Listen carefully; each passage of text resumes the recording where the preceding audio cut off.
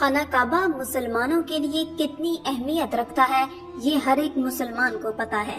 دنیا کے ہر ایک شخص کو پتا ہے کہ مسلمانوں کے نزدیک خانہ کعبہ کی کیا اہمیت ہے۔ ناظرین، خانہ کعبہ مسلمانوں کے دلوں کی دھڑکن ہے۔ ساری زندگی جو شخص روزانہ 5 بار خانہ کعبہ کی طرف قبلہ رو ہو کر نماز پڑھتا ہو تو اس کا دل کیوں نہیں چاہے گا جس طرف منہ کر کے نماز پڑھتا ہو اس کعبہ کا دیدار اس کو نصیب ہو جائے۔ لیکن یہاں آپ تصور کیجئے، اگر خانہ کعبہ جو اللہ کا گھر ہے اور جس کی حفاظت کی ذمہ داری بھی خود اللہ تعالیٰ نے لی ہے، اور اس جگہ سے ساری دنیا کے مسلمان بہت محبت کرتے ہیں، اگر کوئی شخص اسے گرا دے تو کیا کیفیت ہوگی، کیسا لگے گا، تو یہ منظر کیسا ہوگا؟ جی ہاں ناظرین، ایسا وقت بھی اس دنیا نے دیکھنا ہے، کیونکہ اس کے بارے میں خود ہمارے پیارے نبی حضرت محمد مصطفیٰ صلی اللہ علیہ وآلہ وسلم نے فرمایا کہ قیامت کی سب سے بڑی نشانی یہ ہے کہ ایک آدمی خانہ کعبہ کو گرا دے گا اور اس کے ٹکڑے کر کے سمندر میں پھینک دے گا۔ پھر آپ نے اس آدمی کی نشانی بتائی۔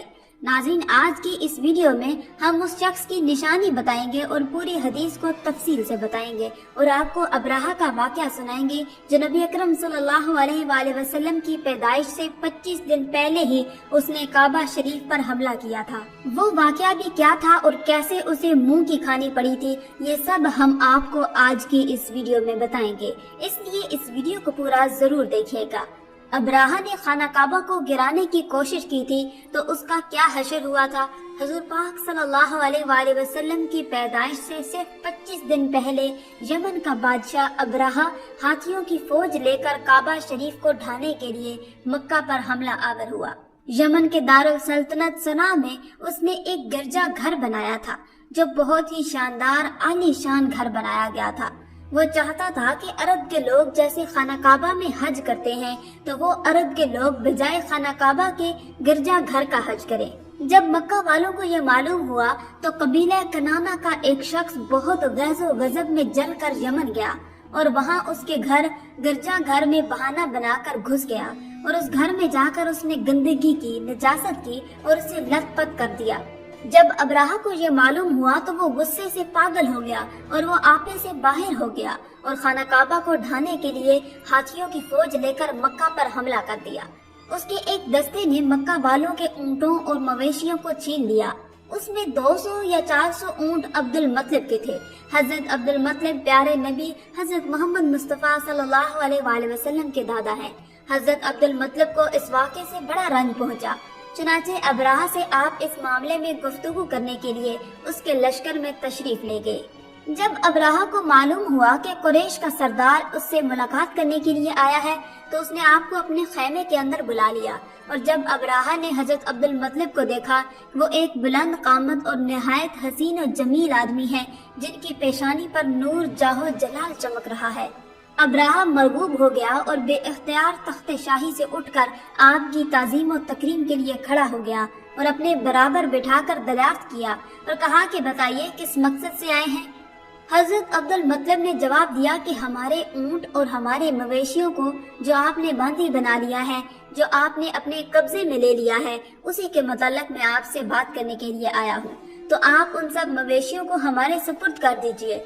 یہ سن کر ابراہہ نے کہا کہ اے سردار قریش، میں تو یہ سمجھتا تھا کہ آپ بہت ہی حوصلہ مند شاندار آدمی ہیں، مگر آپ نے مجھ سے اپنے اونٹوں کا سوال کر کے مجھ میں میری نظروں میں اپنا وقار کم کر دیا ہے۔ آپ کے اونٹ اور مویشیوں کی کیا حیثیت ہے؟ میں تو آپ کے کعبہ کو توڑنے کے لیے آیا ہوں، معاذ اللہ۔ حضرت عبد المطلب نے کہا کہ مجھے تو اپنے اونٹوں سے مطلب ہے، کعبہ میرا گھر نہیں ہے بلکہ وہ اللہ کا گھر ہے، وہ خود اپنے گھر کو بچا لے گا، مجھے کعبہ کی ذرا بھی فکر کرنے کی ضرورت نہیں ہے۔ تو یہ سن کر ابراہہ اپنے فرعونی لہجے میں کہنے لگا کہ سردار مکہ سن لیجئے، میں کعبہ کو گرا کر اس کی اینٹ سے اینٹ بجا دوں گا اور روئے زمین سے اس کا نام و نشان مٹا دوں گا، کیونکہ مکہ والوں نے میرے گرجا گھر کی بڑی بے حرمتی کی ہے، اسی لیے میں اس کا انتقام لینے کے لیے کعبہ کو مسمار یعنی تباہ کرنا ضروری سمجھتا ہوں۔ حضرت عبد المطلب نے فرمایا، پھر آپ جانے اور خدا جانے میں آپ سے سفارش کرنے والا کون ہوں؟ اس گفتگو کے بعد ابراہہ نے تمام جانوروں کو واپس دینے کا فیصلہ کر دیا۔ حضرت عبد المطلب ان تمام اونٹوں اور بکریوں کو ساتھ لے کر اپنے گھر چلے آئے اور مکہ والوں سے فرمایا کہ تم لوگ اپنے اپنے مال مویشیوں کو لے کر مکہ سے باہر نکل جاؤ اور پہاڑوں کی چوٹیوں پر چڑھ کر وہیں کہیں چھپ کر پناہ لے لو۔ چند آدمیوں کو لے کر حضرت عبد المطلب خانہ کعبہ میں گئے اور دروازے کا حلقہ پکڑ کر انتہائی بے قراری سے رو رو کر دربار میں اس طرح دعا مانگنے لگے، اے اللہ، بے شک ہر شخص اپنے اپنے گھر کی حفاظت کرتا ہے، لہٰذا تو بھی اپنے گھر کی حفاظت فرما اور سلیب والوں اور سلیبیوں کے پجاریوں کے مقابلے میں اپنے دانشوروں کی مدد فرما۔ حضرت عبد المطلب نے یہ دعا مانگی اور اپنے خاندان والوں کو ساتھ لے کر پہاڑ کی چوٹی پر چڑھ گئے اور دیکھنے لگے۔ ابراہہ جب صبح کو کعبہ گرانے کے لیے اپنے لشکر اور ہاتھیوں کو ساتھ لے کر آیا، جیسے ہی ابراہہ ہاتھیوں کی قطار کے ساتھ آگے بڑھا اور مقام مخمس میں پہنچا تو وہ ہاتھی جس پہ ابراہہ سوار تھا، اس کا نام محمود تھا، وہ ایک دم بیٹھ گیا۔ ابراہہ نے اسے بار بار اٹھانے کی کوشش کی، اسے بہت للکارا مگر وہ نہ اٹھا۔ اتنے میں اللہ نے چھوٹے چھوٹے پرندوں کو ابابیلوں کی شکل میں نمودار کیا، ان کی چونچ اور پنجوں میں کنکریاں تھیں، وہ کعبہ کی طرف آنے لگے۔ ابابیل کے سنگ باری کے بعد ابراہہ کے لشکر اور اس کے ساتھیوں کے پرخچے اڑ گئے۔ ابابیل کے سنگ باری اللہ تعالیٰ کے قہر و غضب کی ایسی مار تھی کہ جب کوئی کنکری کسی فیل یعنی ہاتھی سوار کے سر پر پڑتی تو وہ اس آدمی کے بدن کو چھوتی ہوئی ہاتھی کے بدن سے پار ہو جاتی۔ ابراہہ کی فوج کا ایک آدمی بھی زندہ نہیں بچا اور سب کے سب ابراہہ اور اس کے ساتھیوں سمیت اس طرح ہلاک و برباد ہو گئے کہ ان کے جسموں کی بوٹیاں ٹکڑے ٹکڑے ہو کر زمین پر بکھر گئیں۔ چنانچہ قرآن مجید میں اس صورتحال کا ذکر اللہ تعالیٰ نے قرآن پاک میں یوں فرمایا، اے محبوب، کیا آپ نے نہیں دیکھا کہ آپ کے رب نے ان ہاتھی والوں کا کیا حال کر ڈالا؟ ان کو تباہی میں نہ ڈالا اور ان پر پرندوں کی ٹکڑیاں بھیجی تاکہ انہیں کنکروں کے ساتھ مار ڈالے۔ جب ابراہہ اور اس کے لشکروں کا یہ انجام ہوا تو عبد المطلب پہاڑ سے نیچے اترے اور اللہ کا شکر ادا کیا اور تمام اہل عرب ان کو ایک خدا رسیدہ بزرگ کی حیثیت سے قابل احترام سمجھنے لگے۔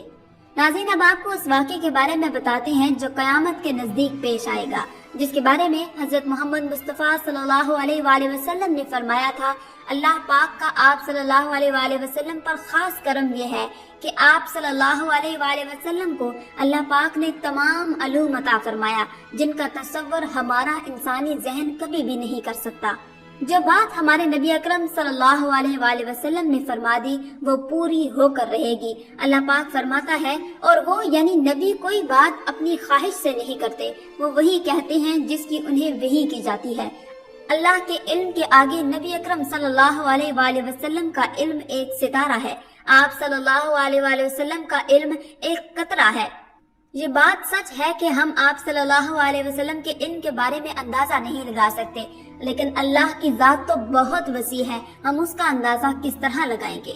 آپ صلی اللہ علیہ وسلم نے اب سے پہلے گزرے ہوئے انبیاء کرام اور ان کی امتوں کے ساتھ آنے والے وقتوں کے بارے میں بھی فرمایا۔ محدثین اور مفسرین کا کہنا ہے کہ جب قیامت قریب آنے والی ہوگی تو خانہ کعبہ کو گرایا جانے کا واقعہ پیش آئے گا۔ جن لوگوں کو اس کے بارے میں علم نہیں ہے ان کو اس بارے میں حدیث مبارکہ کی روشنی میں بتاتے ہیں۔ خانہ کعبہ اللہ پاک کی نشانیوں میں سے ایک عظیم الشان نشانی ہے۔ جب تک کعبہ قائم ہے اس وقت تک دنیا بھی قائم و دائم رہے گی۔ جب خانہ کعبہ کو گرا دیا جائے گا تب قیامت رونما ہوگی۔ جب قیامت قریب ہوگی تو ایک بدبخت حبشی خانہ کعبہ کو گرا دے گا، پھر قیامت آئے گی۔ محمد مصطفیٰ صلی اللہ علیہ وآلہ وسلم نے فرمایا، حبشہ کو چھوڑے رہو جب تک وہ یمن نہ چھوڑے رہے، کیونکہ کعبہ کا خزانہ نہ نکالے گا مگر حبشہ کا ایک چھوٹی پنڈلیوں والا۔ کعبہ کو گرانے والا ایک غیر مسلم حبشی ہوگا۔ حبشی کے بارے میں ایک روایت ہے کہ ایتھوپیا جو ہے اس میں جو افریقن ایریا ہے اس کو حبشہ کہا جاتا ہے۔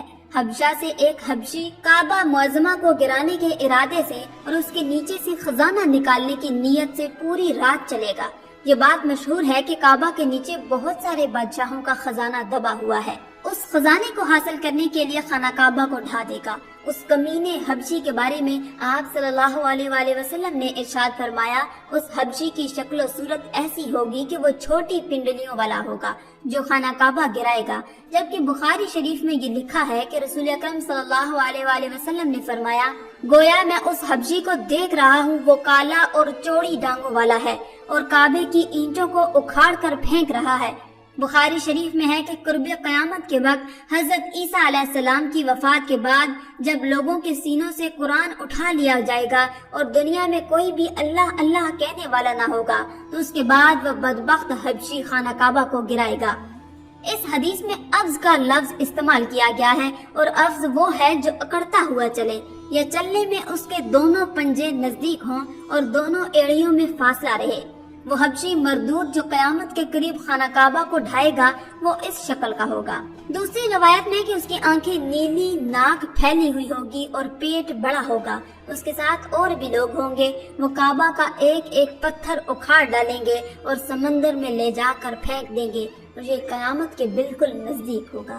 آخر میں اللہ رب العزت سے دعا ہے کہ اللہ تعالی ہمیں نیک اعمال کرنے اور برائی سے بچنے کی توفیق عطا فرمائے، آمین یا رب العالمین۔